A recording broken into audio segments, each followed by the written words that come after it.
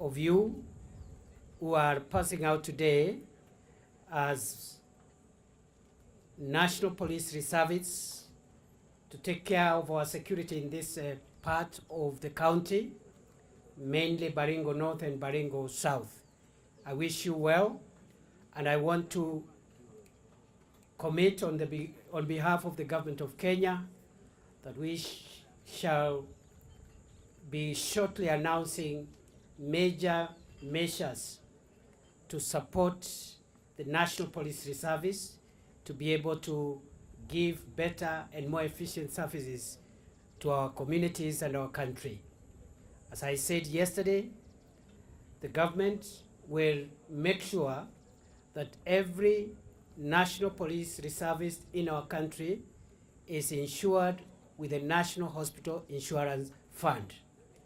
From 1st of July this year, every National Police Reservist will be insured with a National Hospital Insurance Fund to make sure that you have a medical cover when you are injured in the line of duty. You can be treated, but also we will also extend that cover to members of your families. Secondly, the government will provide uniform, and we are in the process of concluding the design of the NPR uniform, which we shall apply to every NPR officer, full uniform including footwear. Lazima tuwapatie sare kamili ya kikosi cha maafisa wa polisi wa ziada pamoja na viatu ili muweze kufanya kazi yenu kwa njia ambayo iko na heshima. I also want to announce that the government is relooking at your stipend to see whether we can also be able to enhance your stipend, and so that between an enhanced stipend, uniform, and NHIF medical cover, you are able to provide better services for our people. And therefore, I don't want to take a lot of time. I have been here several times, as your leaders have said. All your leaders, we have worked together very closely. Your governor, Your Excellency Moses Cheboy, we've worked very closely with him. He's very passionate about taking Baringo out of this challenge of insecurity. I want to congratulate you, Governor, and to thank you for the support that you're providing to the national government to ensure that we move together and make sure our people are secure and empowered. I also want to thank your MCAs, all MCAs. We've worked also very well with them, and I want to promise going forward we shall work with all leaders. The members of parliament for this area, we have also worked with them very well. Member for Baringo South, member for Baringo North, the women rep, and the other members of parliament from Baringo, the senator of Baringo, who is the chairman of the Senate Security Committee. We are all working together, and I want to thank God for this privilege of being your minister at a time like this. And I want to make the following assurances for the sake of our people. The problem of banditry has been with us for a very long time. President William Ruto has decided that he is the president under whose leadership the problem of banditry in our country will be resolved once and for all. And therefore, he has given all of us very firm instructions, those who are working under him in the ministry that is responsible for public safety, the Interior Ministry, to make sure that we get around this problem.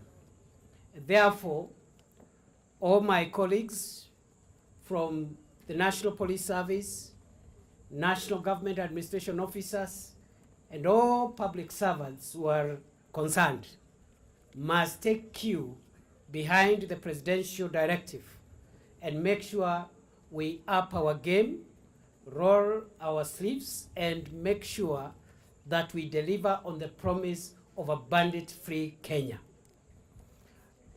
For those in the national government administration, I am happy with what the team led by Dr. Abdi, the regional commissioner, is doing here, and the entire regional security and intelligence team.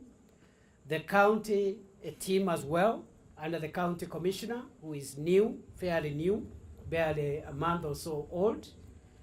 Together with the other teams, I am also happy with what you're doing. The sub-county teams, our ACCs, our chiefs and assistant chiefs, we also are happy with what you're doing, but we can do better. We can do better. We should do better. And I want to assure you of my support. But as I support you, you must work harder, better, and faster. I don't want to be coming from Nairobi to reach a scene of crime before the rest of you have reached there. You must find ways of getting there ahead of me. And if it is facilitation, let's talk about facilitation. But going forward, we must rein in on these bandits and just stop them. Let's just stop them. We have made some good progress in getting rid of the hideouts, getting rid of bandits from the hideouts where they've been hiding. The Corcoran Hills, Arabal Hills, Ngerecha Hills, Tandare Valley, all these places are now free from bandits. But we must make sure they don't return there again. And therefore, our National Police Service officers, the multi-agency teams here, including our partners in this effort, the Kenya Defense Forces, we must make sure that these places remain out of bounds for bandits and criminals for the rest of our time. We must not entertain a situation where these criminals sneak back in the name of anything. In the name of grazing, in the name of water, in the name of anything. These are now crime scenes. We have sealed them off. They can graze and do whatever else elsewhere. Anybody found in the Corcoran Hills, the Arabal Hills, the Ngelecha Hills, the Tandare Valley, will be treated as a suspect of banditry and will be dealt with accordingly. The government did promise a few other things in this region, and the president has directed us to expedite the delivery of those promises. I would like to announce that the government has released 100 million for the rehabilitation of all the schools that were affected in Baringo North and Baringo South by banditry. The money has been released, and our officers from the Kenya Defense Forces will help us in the reconstruction. I am aware that money may not be enough given the level of damage in some of the schools. I have visited some of those places. We require a little more money. So we are working hard to be able to secure a further 100 million to bring the total to 200 million for the purpose of rehabilitating those schools. Number two, the government has decided to enhance the number of local teachers from the local area. And we are going to give 50 new teachers in Baringo South and 50 new teachers in Baringo North who will be recruited from the local community by the Teacher Service Commission to ensure that they are able to support our schools here and they don't run away because of the situation here, even as they also support the teachers who come from the rest of the country. I also want to announce that we shall be putting up the security roads that have been identified. We have mobilized the equipment, and I think in another 1 or 2 weeks I'll be back here to launch 2 security roads in Baringo North and 2 security roads for Baringo South, and we'll make that announcement shortly. I also want to announce that next week I'll be announcing new administrative units in the affected areas, including Baringo, so that we can have the services of government closer to the people, and therefore, for all this region which is being affected by banditry, we are going to make nationwide announcement, but with a very clear focus also on the areas with security challenges like Baringo, as we create and operationalize new sub-counties, new divisions, new locations, and new sub-locations. As requested by Senator Cheptumo, we will accept the request to establish Koriema and Sandai police posts with immediate effect because of supporting what the agencies are doing here to improve the security in this area. I want to take this opportunity to give my pole for those whose relatives were hurt in yesterday's attack. And I have discussed with the Member of Parliament for Baringo North. He will be going to see them in the hospital on our behalf this afternoon to take his pole. And perhaps when I come back to Baringo next week, I should be able to visit Baringo North, and we will be able also to visit some of the families that have been affected by this problem of bandits. At the moment, it is not possible for police and security officers to be in every homestead to be able to secure every homestead. And therefore, what you are seeing, the isolated attacks you're seeing, are criminals who are trying to attack, and knowing very well that our police officers cannot be everywhere. We have said, going forward, we don't want to hear of any livestock theft again. The agencies working here must find a way of preventing livestock theft. We are supporting you and investing in intelligence gathering to ensure that we prevent bandits from attacking and robbing our people. But at the same time, when an attack happens, when livestock is stolen, the livestock must be tracked, recovered, and returned in full to the people who own that livestock. Lazima mifugo wote ambao wanaibiwa warudishwe. Hao mifugo wameibiwa jana, tumeanza kukamatana na hao wa majangili, tutatangaza hivi karibuni. Tume recover already part of the livestock, but we want to recover every goat and every cow that was stolen yesterday. Lazima hiyo mifugo irudi.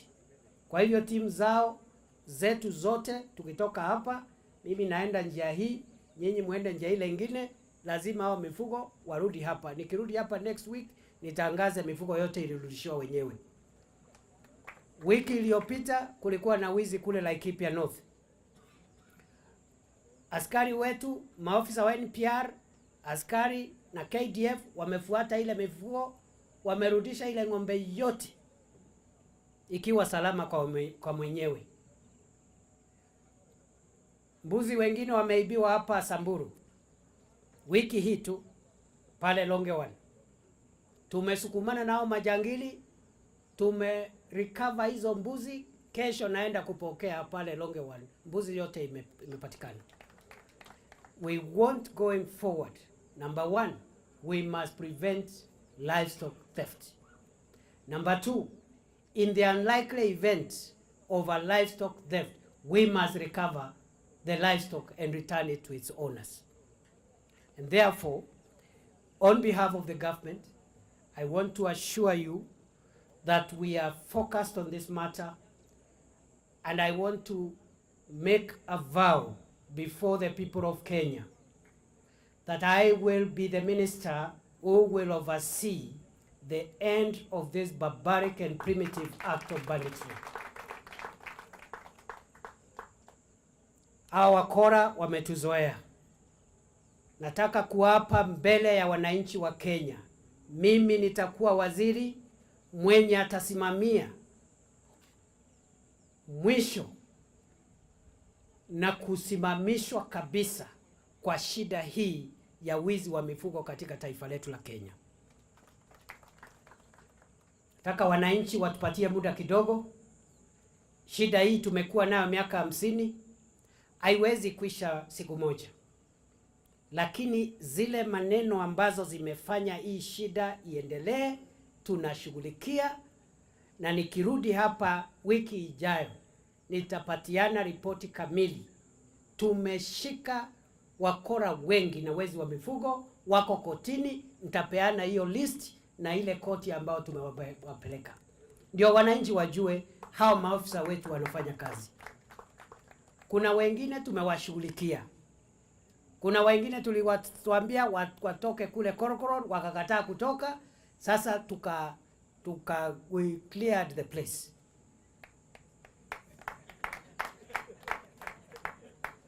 Nataka tu niseme hivi. The instructions of the president and all of us is to make sure that we bring this problem to an end. Anybody, whether a public official, a politician, a business person, a religious leader, anyone who stands between Kenya and the end of banditry will meet with the wrath of the law of our country. Ule mtu atasimama mbele yetu na vita dhidi ya wezi wa mifugo, tutapita na yeye. Awe ni mtu ya biashara, awe ni mwanasiasa, awe ni mwanabiashara, awe ni nani, tutapita naye kwa sababu wananchi wa Kenya wamechoka na mambo ya wizi wa mifugo na mauaji ya kiholela. That is the position of this government. Na mimi sitaki niongee mambo mengi. But 5 years from today, I want us to review where we will be. And we will do it in such a way that we will not have this problem recurring. We have long-term development issues in this region. The government is implementing those programs, including the building of peace institutions in this region, across communities, all communities without exception. We want to build peace institutions. The president has already given us guidance. We are working with local leaders to identify places where along inter-community borders where we are having security challenges, we build boarding schools, we build day schools, we build other education institutions to put the children from different communities together and remove from them this idea that you can make a living from stealing other people's livestock and killing them. Na mimi nataka niseme hapa tumeweka NPRs. Vile vile nitaingia pale Tiati, kwa sababu wale majirani wenu pale Tiati, najua kuna wakora wengi pale, wezi wa ng'ombe. Hao ninaingia hapo kukabiliana nao. Lazima tukabiliane na hao watu. Lakini najua pale Tiati kuna watu wazuri, kuna watu wa Mungu, kuna watu wa ushiriki na mambo ya wizi wa ng'ombe. Lazima pia tuingie pale ili isionekane kama kuna jamii fulani ambaye wote wamelaaniwa na kuhukumiwa kama wakora. Na hii program ya NPR pia, wakati tutaketi na viongozi, tukubaliane, wakubali kurudisha ile bunduki haramu wako nayo, Mimi nitawapatia pia bunduki ya kulinda jamii kule, kwa sababu pia hao ni Wakenya. Lakini kwanza warudishe bunduki haramu, ndio wapewe bunduki ya serikali ile ambayo tutafuatilia vile inatumika. That is our vision. This region must be set free and the time is now. Kwa hivyo mimi sitaki kuongea kuzidi hapa, naona mmekaa kwa muda mrefu na nitarudi mara mingi. Mimi naomba tu hao viongozi, saa nyingine mkisikia nimekuja na sijakwambia, ni vile mambo mengine ni mambo ya haraka. Na tukubaliane next time tukija hafla kama hii unaongea tu dakika moja. Sasa ukirefusha hao vijana wataanguka, wamesimama tangu saa 3.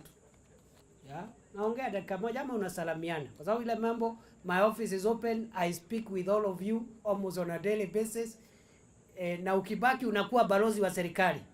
Ile mambo yote unasema waziri amesema hivi, rais amesema hivi, kwa sababu wewe ndiye mwakilishi wa serikali katika hii mahali.